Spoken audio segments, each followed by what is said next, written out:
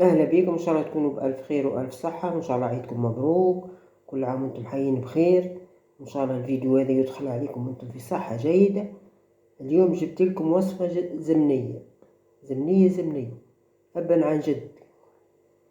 هذه الوصفه هذه اولا ناخذ كعبة تمر، ننظفوهم من النواة كيما هكا، يكونوا كعبة طريين. هذه به للتصبغات في اليدين، نستمش وجفين، ونعرفوا يعني ديما نغسلوا في الماعون ونبدلوا في المواد التنظيف كل مرة نوع، الواحد يديه الطيب. هذه ناخذ كعبة تمر كيما كطريين، ونعملوا عليهم زيت زيتونة،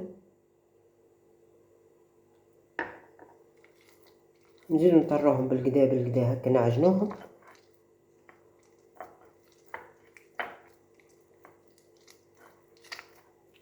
هذه وصفة زمنية، كانوا جدودنا قبل وأمهاتنا يعملوا فيها، لا ياخذوا بوماضات لا حتى شيء، ضر يديهم تهبل. نعملوا عليها عصرة قارص،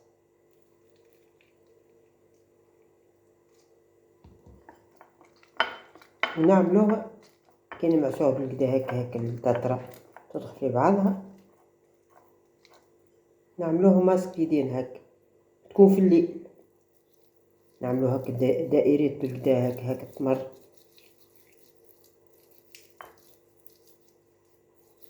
هكا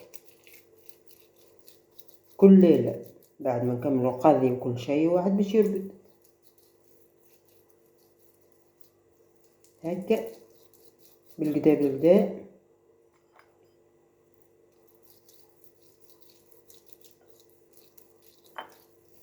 نحسو بها وأنا تعبت بالتمر هكا نحكو، وبعد نلبسوها ساشية هكا تبيت به باش تسخن عليها.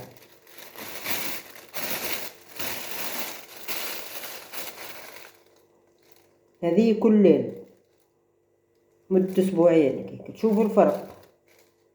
إن شاء الله تعجبكم الوصفة، وما تنسوش الإعجاب والاشتراك، والسلام عليكم.